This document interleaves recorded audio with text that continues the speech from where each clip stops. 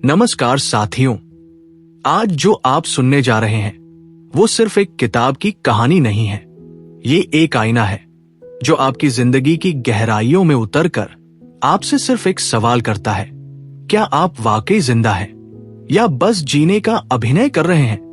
You only die once आज जोडी वेलमन द्वारा लिखी गई एक ऐसी किताब है जो हमें मौत से नहीं डराती बल्कि जीवन के अधूरेपन से आगाह करती है। ये किताब आपके कानों में नहीं, आपके ज़हन और आत्मा में गूंजती है। ये बताती है कि हर दिन जो बिना जुनून के बीत गया वो एक छोटी मौत थी। हर वो सपना जो डर की वजह से अधूरा रह गया वो एक जिंदा लाश था। और हर वो रिश्ता जो हमने निभाया ही नहीं वो हमारी अधूरी कहानी का हिस्सा है। लेकिन इस किताब का मकसद बस डर दिखाना नहीं, इसका असली मकसद है आपको जगा देना, झकझोर देना, अंदर से हिला देना, ताकि जब अगली सुबह आए आप सिर्फ जागे नहीं बल्कि सच में जिंदा हो जाए। तो चलिए शुरू करते हैं एक ऐसी यात्रा जो किताब के पन्नों से निकलकर आपकी रगों में दौड़ेगी, जो हर चैप्टर के साथ आपको मौत के साए से नहीं, जिंदगी की रोशनी से जोड़ती जाएगी। यू ओनली डाई वंस ये सिर्फ एक कैची लाइन नहीं है बल्कि एक सीधा और करारा सवाल है जो जोडी वेलमन हम सबकी जिंदगी से पूछती है। क्या हम सच में जिंदा हैं या बस जी रहे हैं? क्या हमारी जिंदगी रंगीन, ऊर्जावान और अर्थपूर्ण है या हम बस रूटीन में बंद कर एक दिन को दूसरे में घसीट रहे हैं? जोडी खुद master of applied positive psychology की छात्रा है और उन्होंने अपने पूरे अनुभव से ये किताब लिखी है ताकि हम सब अपने आखिरी दिन से पहले पूरा जीना सीख सके बिना पछतावे के। अध्याय 1 the premortem, this thing called your life, यानी मृत्यु से पहले का परीक्षण और जिसे तुम जिंदगी कहते हो। जोडी इस अध्याय की शुरुआत एक चौंकाने वाले विचार से करती है। मान लो कि तुम मर चुके हो अभी, अब पीछे मुड़कर देखो। क्या तुम्हें अपनी जिंदगी पर गर्व है? क्या तुमने वो सब किया जो करना चाहते थे या कुछ अधूरा छूट गया? इसी सोच को जोडी प्रीमोर्टम कहती है, यानी मरने के बाद पछताना नहीं, मरने से पहले सोच लेना कि क्या पछताना पड़ सकता है। सवाल जो जिंदगी को हिला देते हैं। अगर आज आखिरी दिन होता क्या तुम संतुष्ट होते? कितने दिन ऐसे बीते जब तुमने खुद को सच में जिंदा महसूस किया? क्या तुमने वो काम किए जो तुम्हें वाकई में अंदर से जगाते हैं? और जोडी वेलमन कहती है कि most people are not really living, they are just not yet dead. इस लाइन का मतलब साफ है, हम में से बहुत से लोग सिर्फ सांसें ले रहे हैं पर भीतर से जिंदा नहीं है। जोडी कहती है, जब हम पोस्टमार्टम करते हैं यानी किसी की मृत्यु के बाद, तो हम समझने की कोशिश करते हैं कि गलती कहाँ हुई। प्रीमोर्टम उल्टा है, हम पहले ही सोच ले कि मरने से पहले क्या खोने वाला है और उसे अभी बदल दे। आज तुम्हारी जिंदगी में सबसे ज्यादा कौन सी चीज अधूरी है? कौन सा सपना है जो तुमने हमेशा टाल दिया? क्या तुम हफ्ते में कम से कम एक दिन ऐसा जीते हो जिसमें तुम सच में जिंदा महसूस करते हो? जोडी कहती है कि हम सब मौत से डरते हैं, इसलिए हम उस पर बात नहीं करते, सोचते नहीं और जिंदगी को टालते रहते हैं। पर सच तो यह है, मौत ही वो आखिरी डेडलाइन है जो हमें जिंदा रहने का मतलब समझा सकती है। जब हम अपनी जिंदगी को मौत की नजर से देखना शुरू करते हैं तो हमें साफ दिखता है कि हम क्या छोड़ रहे हैं। प्रीमोर्टम टेक्निक एक मिरर की तरह है जो हमें दिखाती है कि क्या अभी भी बदला जा सकता है। चैप्टर 1 एक चेतावनी है कि जिंदगी छोटी है पर पछतावा लंबा होता है। अब फैसला तुम्हारा है, क्या तुम सिर्फ जिंदा रहना चाहते हो या सच में जीना शुरू करना चाहते हो? मान लो आज तुम्हारी मौत हो गई है, हां बिल्कुल अभी, इस वक्त। अब सोचो, तुम अपनी जिंदगी की किताब पलट रहे हो, पन्ने पन्ने पर नजर डाल रहे हो। क्या तुम्हारा चेहरा मुस्कुरा रहा है या आंखों में पछतावे की नमी है? ये अध्याय एक जरूरी झटके की तरह है, यानी एक वेकअप कॉल है। जोडी वेलमन कहती है, हम ज्यादातर लोग जीने कि बजाय बस जिंदा रहने की आदत में फंस चुके हैं। हम एक रूटीन की तरह जीते हैं। सुबह उठो, काम पर जाओ, फर्ज निभाओ, थक कर सो जाओ, फिर अगले दिन वही चक्र। पर क्या इसी को जिंदगी कहते हैं? जोड़ी बताती है कि एक आम व्यक्ति की जिंदगी में 80,000 से ज्यादा घंटे काम में जाते हैं, हजारों घंटे स्क्रीन पर खर्च होते हैं और लगभग 1/3 जीवन ऐसे कामों में चला जाता है जो हमें बिल्कुल पसंद नहीं। तो फिर हम किसके लिए जी रहे हैं?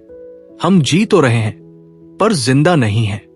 इमेजिन करो, तुम एक खाली कमरे में हो, सामने एक स्क्रीन चल रही है जिसमें तुम्हारी पूरी जिंदगी दिखाई जा रही है।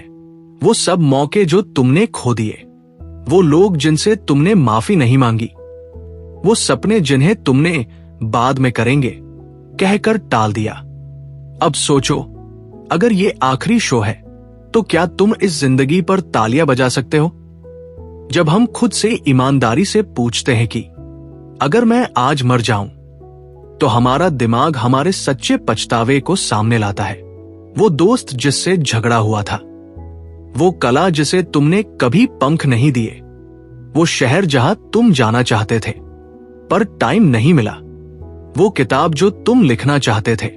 अब सोचो, ये सब अगर अधूरा रह गया तो क्या तुम चैन से विदा ले सकोगे? क्या तुम अपनी जिंदगी को जी रहे हो या बस वक्त काट रहे हो? तुम्हें खुद से यह पूछना है, क्या मैं ऐसा जीवन जी रहा हूं जो मरने लायक है?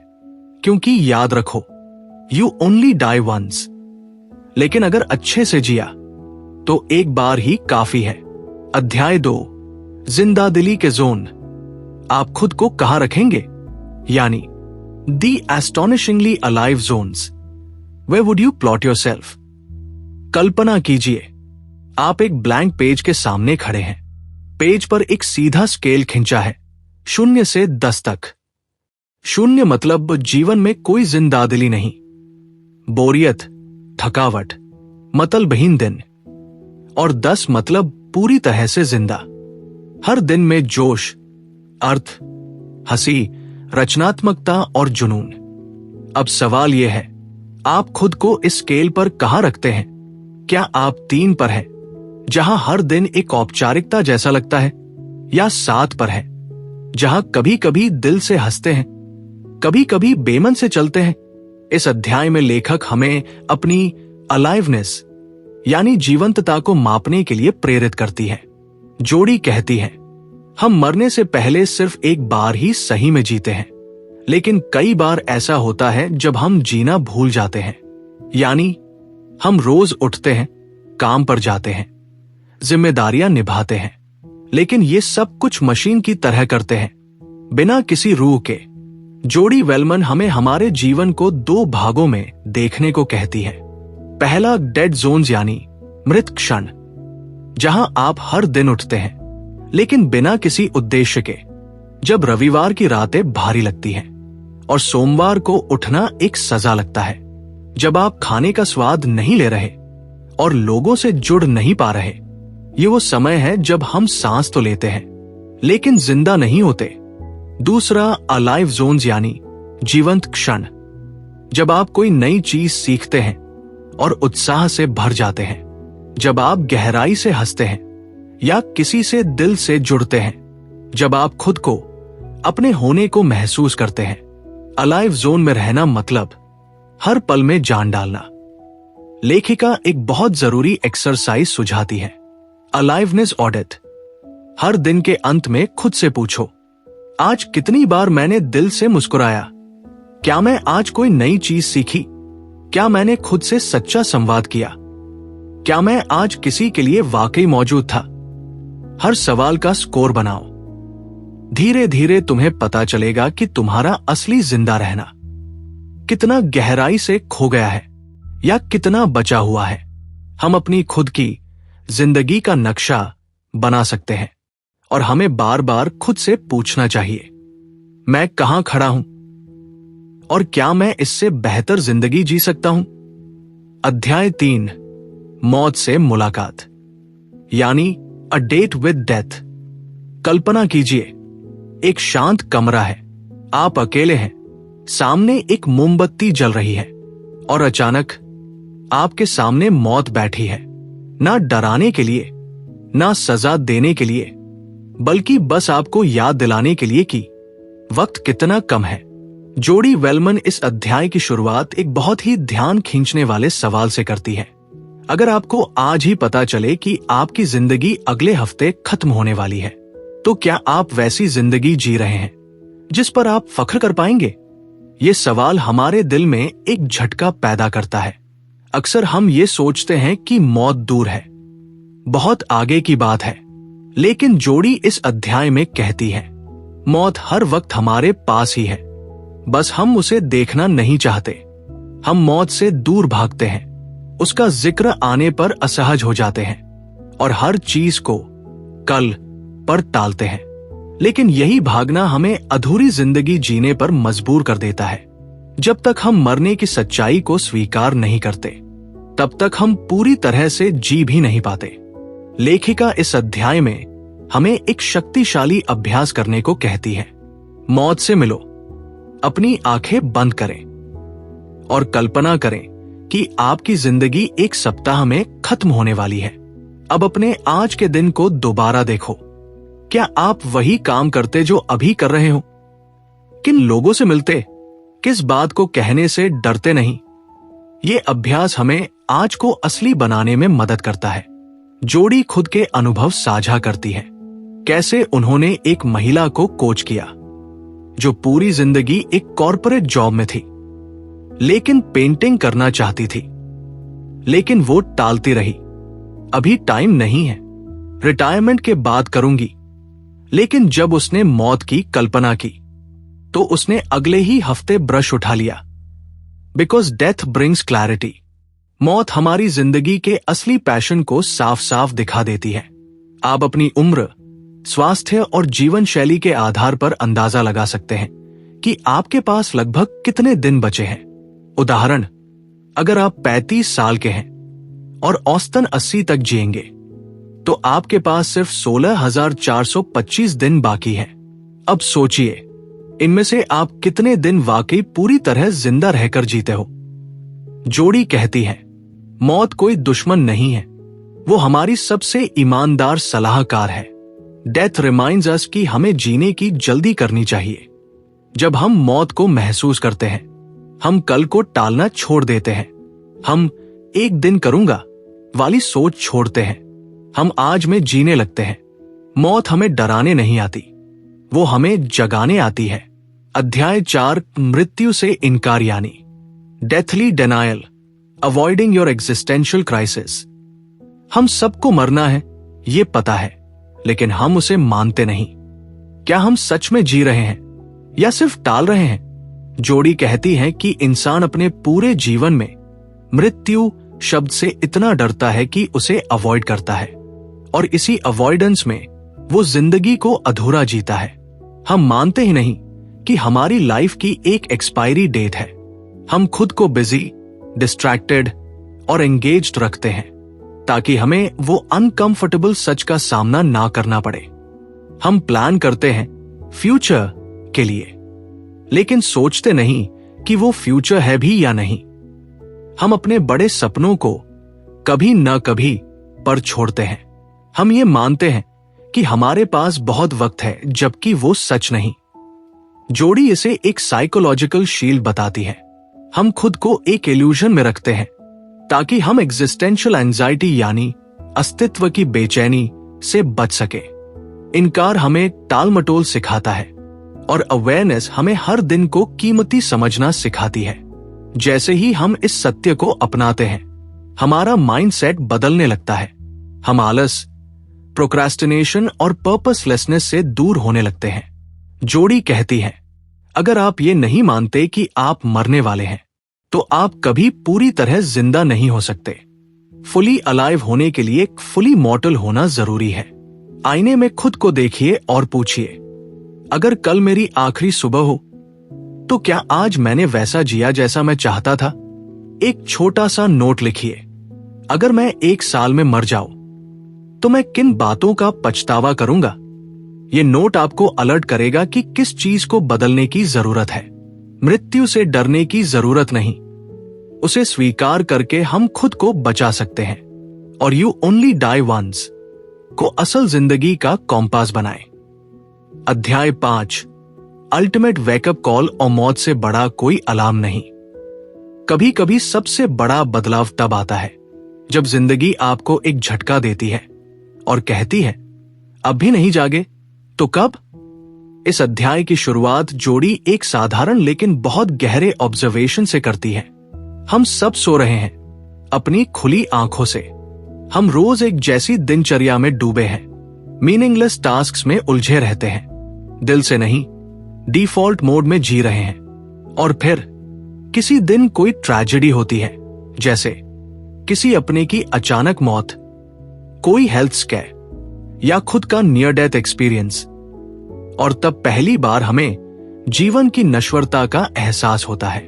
जोड़ी कहती है, wake up call is when death brushes past you and whispers you are wasting your life. इसका मतलब है कि एक चेतावनी उस समय मिलती है जब मौत तुम्हारे पास से गुजरती है और धीरे से कहती है, तुम अपनी जिंदगी बर्बाद कर रहे हो। ये वो पल है जो हमारी सोल को शेक करता है। वेकअप कॉल हमें 2 बातें दिखाता है। हमने कितना वक्त बर्बाद किया है, अब भी मौका है अगर जाग गए तो। जोड़ी एक महिला की कहानी बताती है जिसने अपनी बेस्ट फ्रेंड को 38 साल की उम्र में खो दिया। उस मौत ने उसे ऐसा झकझोरा कि उसने अपनी स्टेडी बट अनफुलफिलिंग नौकरी छोड़ दी और अपना पैशन, राइटिंग चिल्ड्रंस बुक्स, को फुल टाइम अपनाया। उसका वेकअप कॉल उसकी दोस्त की मौत थी, लेकिन असली जिंदगी उसकी खुद की शुरू हुई। क्या आप किसी ऐसे इंसान को जानते हैं जिसकी अचानक मौत ने आपको हिला दिया? क्या कभी आपको ऐसा हेल्थ स्कैर हुआ है जिससे आपको अपनी मॉर्टैलिटी का एहसास हुआ? क्या आपको ऐसा लगता है कि आप जीते तो हैं पर अपने मन से नहीं? जोड़ी कहती है, हर किसी को चाहिए कि वो खुद से ये सवाल करे, अगर मेरी लाइफ पर आज फिल्म बनी तो क्या मैं खुद उसे देखकर इंस्पायर्ड होऊंगा या डिप्रेस्ड? एक खत लिखिए अपने आप को। मान लीजिए कि आपके पास सिर्फ 1 साल बचा है, तो आप क्या करेंगे? किसे माफ करेंगे? किसे अपना प्यार जताएंगे? क्या नया सीखेंगे? किस काम को अभी छोड़ देंगे? वेकअप कॉल जरूरी नहीं कि हमेशा कोई मौत या एक्सीडेंट हो। ये आप खुद भी बना सकते हैं, बस सच्चाई से आंख मिलानी होगी। याद रखिए, आप केवल एक बार मरेंगे, लेकिन अगर जाग गए तो सैकड़ों बार जी सकते हैं। अध्याय 6, time to get your life together. अब वक्त है अपनी जिंदगी को सही ट्रैक पर लाने का। हम सबके भीतर एक अधूरी लिस्ट होती है और वो दिन आता ही नहीं जब हम उसे पूरा करें। लेकिन वो दिन अब बनाना होगा, क्योंकि वक्त जा रहा है। जोड़ी हमें सीधा सीधा चैलेंज करती है, अपनी जिंदगी का नियंत्रण लो, वरना जीवन तुम्हें कहीं का नहीं छोड़ेगा।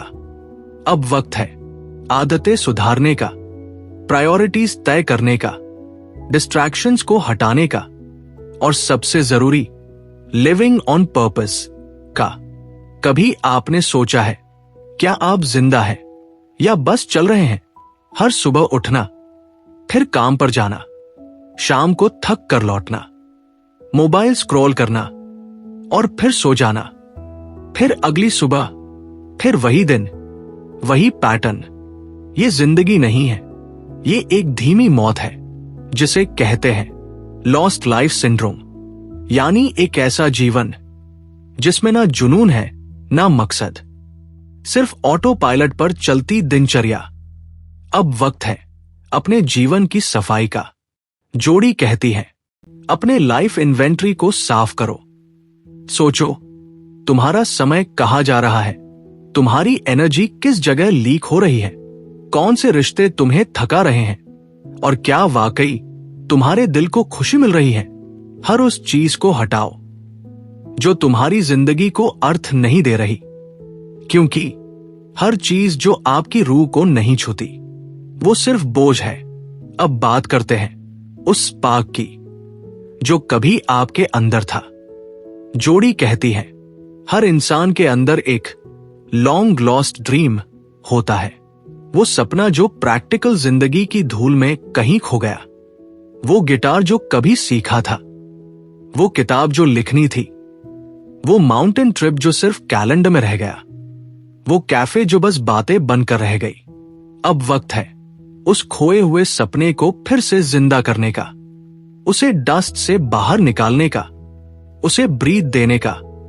क्योंकि आपके सपनों की जिंदगी अचानक नहीं आती, वो धीरे धीरे हर रोज के छोटे छोटे डिसीजन से बनती है। और अब सबसे जरूरी काम, हर महीने खुद से एक लाइफ ऑडिट करो। जोड़ी कहती है, हर महीने खुद से ये 4 सवाल पूछो। क्या इस महीने मैंने कोई ऐसा काम किया जो मीनिंगफुल था? क्या मेरी रोज की जिंदगी सिर्फ भागदौड़ थी या उसमें सच्ची खुशी भी थी? क्या मैंने किसी अपनों के साथ दिल से कनेक्ट किया? क्या मैंने वो किया जिससे मैं खुद को आईने में गर्व से देख सकूं? सवाल मुश्किल है, लेकिन जवाब आपकी जिंदगी बदल सकते हैं। हर इंसान को ये जवाब खुद से खोजने हैं, क्योंकि आप एक ही बार मरते हैं, पर हर दिन जिंदा रह सकते हैं। और अगर आप इस जर्नी में हमारे साथ हैं, तो मैं आपका साथी बनकर हर स्टेप पर साथ हूं।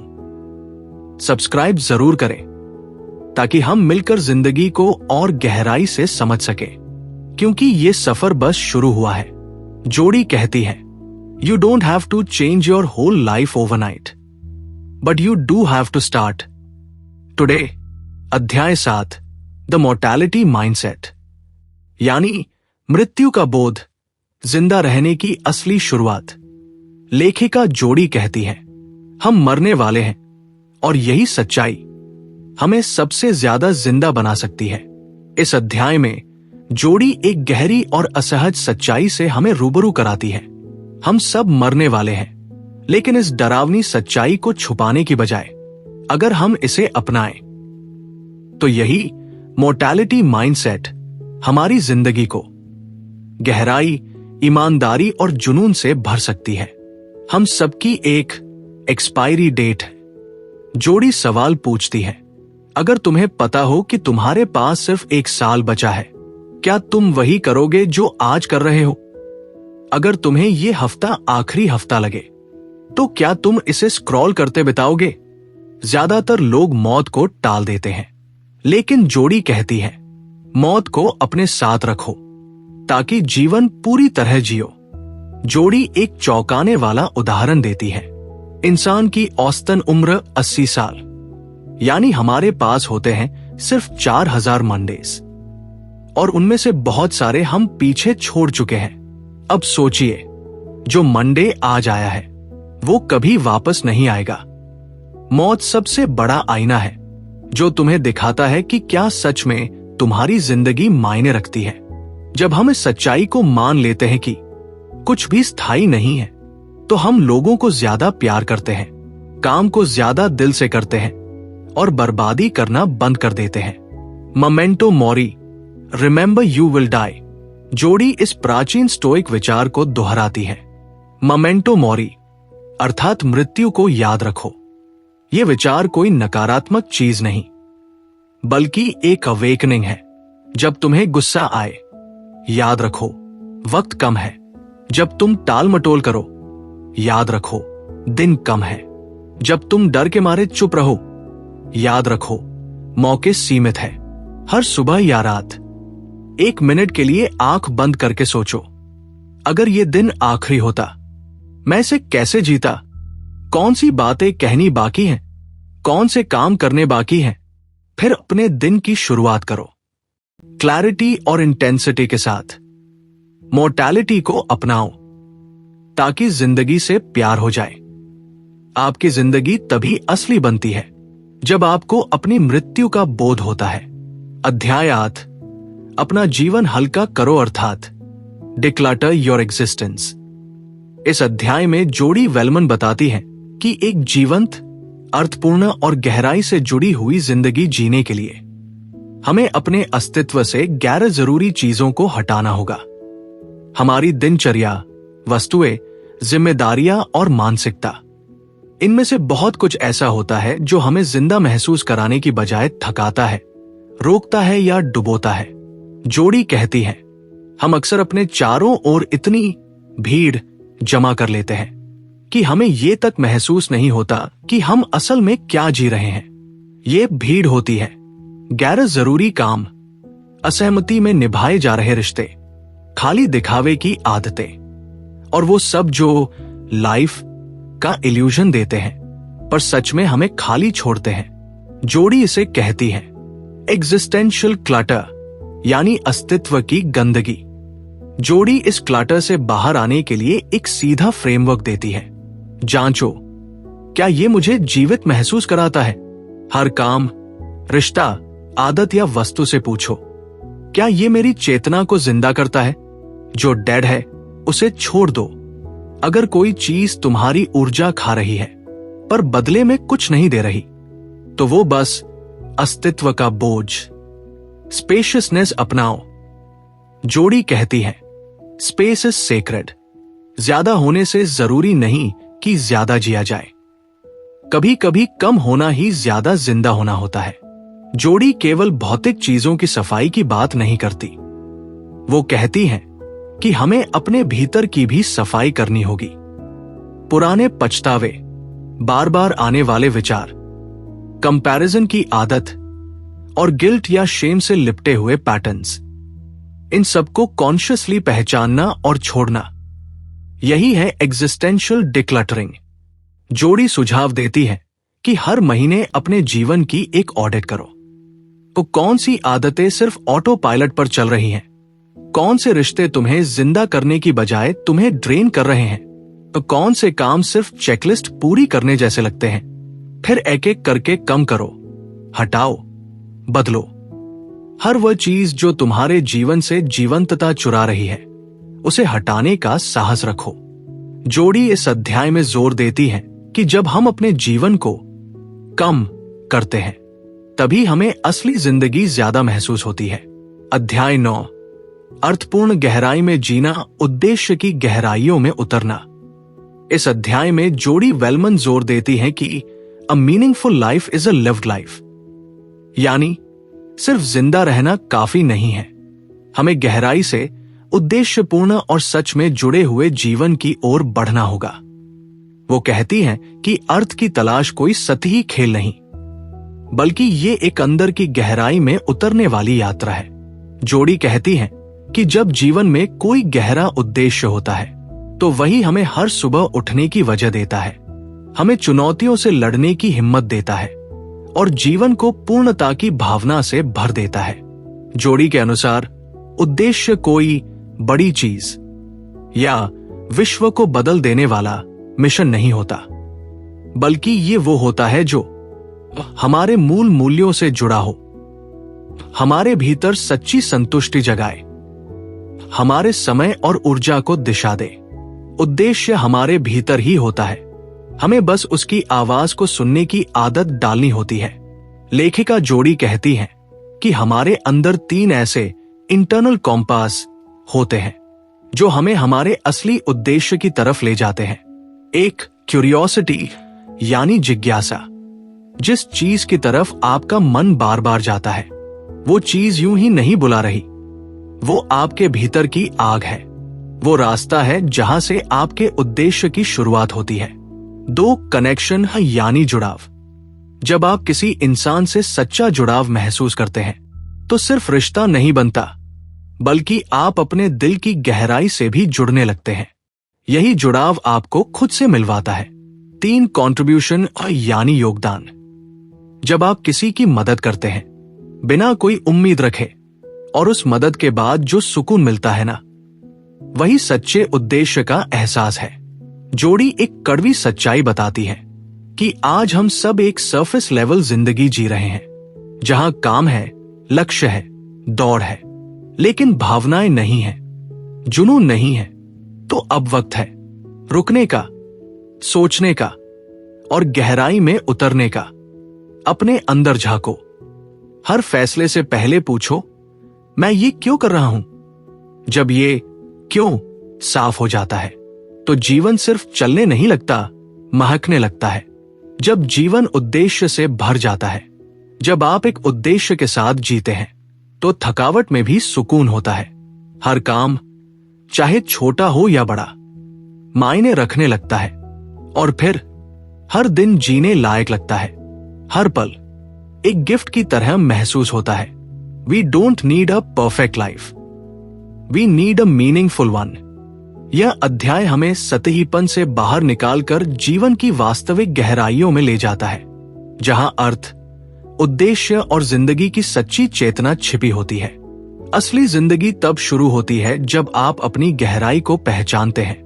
मीनिंग वो मशाल है जो हमारी अधूरी, बेजान सी जिंदगी में रोशनी भरती है। जोड़ी हमें याद दिलाती है कि हम सबके अंदर एक जरूरत है मायने खोजने की, और जो लोग इस मायने की खोज में लग जाते हैं वही सच में जीने लगते हैं।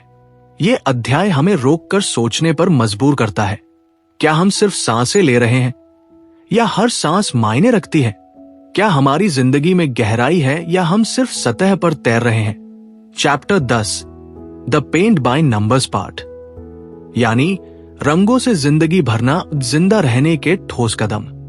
अब तक के सभी चैप्टर्स में हमने सीखा कि हम कैसे खुद को जागरूक करें, मौत की सच्चाई को महसूस करें और अपनी अधूरी जिंदगी को एक सार्थक दिशा में मोड़े।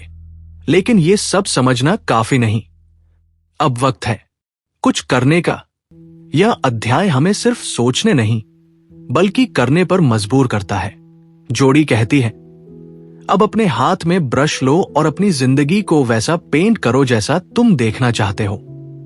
इस अध्याय का मकसद है एक ऐसा सिस्टम बनाना जो आपको हर दिन थोड़ा और अलाइव महसूस कराए, ना कि सिर्फ वीकेंड पर, ना ही किसी खास दिन पर।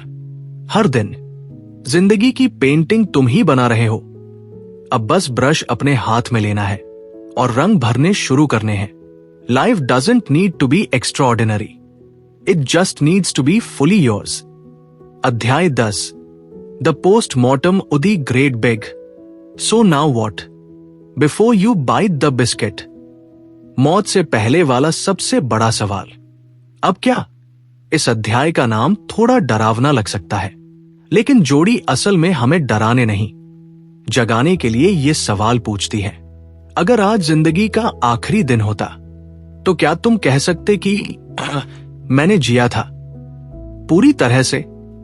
मौत से पहले की क्लैरिटी आज की जिंदगी को अर्थ देती है। जोड़ी कहती है कि डॉक्टर मौत के बाद बॉडी की ऑटोप्सी करते हैं। हम अपनी जिंदगी की ऑटोप्सी जीते जी क्यों न करें? क्या आप वो इंसान बन रहे हैं जो आप बनना चाहते थे? क्या आपकी जिंदगी के चॉइसेस आपको अंदर से खुश कर रहे हैं? क्या आप दूसरों के लिए याद रखने लायक इंसान बन रहे हैं? अगर जवाब नहीं है तो अब क्या पूछने का वक्त है। The great big, so now what. जब आप समझ जाते हैं कि वक्त सीमित है, तब आप छोटे छोटे डर, लोगों की सोच और बड़े बड़े बहाने छोड़ना शुरू करते हो। अब क्या? अब तुम क्या करोगे ताकि तुम्हारी जिंदगी के आखिरी दिन पर अफसोस नहीं हो? एक रिसर्च के मुताबिक ज्यादातर लोग अपने आखिरी दिनों में ये नहीं कहते कि काश मैंने और पैसे कमाए होते, काश मेरी कार और बड़ी होती, बल्कि कहते हैं काश मैंने अपने दिल की सुनी होती, काश मैं अपने लोगों को और टाइम देता, काश मैं डर के बजाय एक्शन लेता। जोड़ी कहती है, आज ही वो काम शुरू करो जिन पर मरते समय गर्व होगा। इमेजिन करो कि तुम 90 साल के हो और अपनी पूरी जिंदगी देख रहे हो। वो क्या दिखता है? क्या छूट गया? वो जो छूट गया उसे आज ही करना शुरू करो। लेगेसी लेटर बनाओ। अगर आज ही तुम्हें एक खत छोड़ना हो अपनों के लिए, क्या लिखोगे? और फिर सोचो, क्या अब तुम वैसा जी भी रहे हो? बाइट द बिस्किट लिस्ट बनाओ। वो बिस्किट चबाने यानी मरने से पहले क्या क्या करना है। इसे बकेट लिस्ट मत कहो, इसे एक्शन लिस्ट कहो। एक दिन हम सब मरेंगे, लेकिन हर दिन हम सब जीने का चुनाव कर सकते हैं, और ये चुनाव आसान नहीं पर असली है। जोड़ी इस अध्याय को बंद करते हुए एक वेकअप कॉल देती है।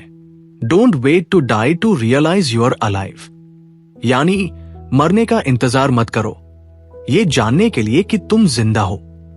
हर हार्ट बीट, हर सुबह, हर बातचीत एक मौका है बेहतर जीने, सच में जीने का। यू ओनली डाई वंस इस किताब का असली संदेश यही है। मौत एक बार आएगी, लेकिन हम जी सकते हैं 1000 बार अगर हम हर दिन को सच में जिए। अपनी स्टोरी को हीरो की तरह जियो, ना कि एक्स्ट्रा बनकर किसी और की कहानी में। क्या आपने कभी खुद से यह सवाल किया है कि अगर आज मेरी जिंदगी का आखिरी दिन होता तो क्या मैं संतुष्ट होता? जोडी वेलमैन इस अध्याय में हमें वही ले जाती है, उस मोड़ पर जहां इंसान खुद के जीवन की पोस्टमार्टम रिपोर्ट बनाता है। मरने से पहले जिंदगी की अंतिम समीक्षा खुद ही करो। इस अध्याय की सबसे गहरी बात यही है कि किसी और से पहले हम खुद को जवाब दे कि हमने अपने जीवन का क्या किया। हमने जो सपने देखे थे क्या वो जिए? जिन लोगों से प्रेम था क्या उन्हें जताया? वो जो डर थे क्या उनसे लड़ पाए? और जो जिंदगी जीनी थी क्या वो सच में जी? ये अध्याय हमें बताता है कि अगर हम मरने के बाद पछताना नहीं चाहते तो हमें मरने से पहले ही अपनी आत्मा का पोस्टमार्टम करना होगा। यहां बाइट द बिस्किट एक रूपक है मरने का। लेखिका पूछती है, क्या तुम तैयार हो उस आखिरी बिस्किट को चबाने के लिए? नहीं ना? तो अभी भी वक्त है। अपने जुनून को दोबारा जगाओ। रिश्तों में मौजूद ठंडक को गर्माहट दो और हर सुबह खुद से पूछो, मैं आज कितना जिंदा हूं? अपने जीने की रिपोर्ट खुद बनाओ। इस अध्याय में जोड़ी कुछ एक्सरसाइजेस और प्रॉम्प्ट्स देती है। Aliveness audit. हर महीने खुद से 5 सवाल पूछो। क्या इस महीने मैंने कुछ नया किया? क्या किसी डर को पार किया? क्या किसी से दिल खोलकर बात की? क्या मैं सुबह खुशी से उठा? क्या मैं किसी को इंस्पिरेशन दे पाया? Death bed flash forward. खुद को अपने मृत्यु शैया पर कल्पना करो और सोचो किस बात का अफसोस होगा। फिर तय करो, अब वो अफसोस मत रहने दो। इस किताब का अंतिम संदेश एक ही है, you only die once but you can live every single day. रोज उठो, ऐसा जियो जैसे तुम्हारी आखिरी सांसें हों। अपने शब्दों, काम और रिश्तों में जिंदगी का रंग भरो और हर रात खुद से कहो, मैंने आज जीने की कोशिश की। सच में जिंदगी की सबसे बड़ी चूक क्या हो सकती है? कभी जीने की कोशिश ही ना करना। इसलिए जो अभी है वहीं से शुरू करो। ये मत सोचो कि कितनी देर हो गई, सोचो कि अभी भी समय है। तो अब आपसे एक आखिरी सवाल, क्या आप सच में जिंदा हैं या बस सांसें ले रहे हैं? हमने सीखा कि जिंदगी एक टिकिंग क्लॉक है, हर दिन कम हो रहा है, हर पल बीत रहा है और हम कभी सही वक्त का इंतजार कर रहे हैं तो कभी दूसरों को खुश करने में खुद को खो बैठे हैं। लेकिन अब नहीं, क्योंकि इस किताब ने हमें याद दिलाया है, जिंदगी जीने के लिए हिम्मत चाहिए, हर दिन को जीने के लिए होश चाहिए और खुद के सच को पहचानने के लिए ईमान चाहिए। क्योंकि याद रखो, यू ओनली डाई वंस, लेकिन जीना हर सुबह एक नया मौका है। और अगली बार जब सुबह हो तो उठो ऐसे जैसे तुम खुद से कह रहे हो, आज मैं जिंदा रहूंगा सच में। तो चलिए आज की इस जिंदगी बदल देने वाली सीख के साथ बस इतना ही कहूंगा, जिंदगी छोटी है मगर खूबसूरत है। हर पल को जिए, हर सांस को महसूस करें। टैप टक। हंसते रहिए, मुस्कुराते रहिए, क्योंकि यही मुस्कान आपकी सबसे बड़ी ताकत है। और हां, आपका bulb on audio book summary हर सफर में आपके साथ है। तो जुड़िए हमारे साथ, सब्सक्राइब करिए और चलिए मिलकर जलाते हैं एक नया बल्ब, हर दिन हर सीख के साथ।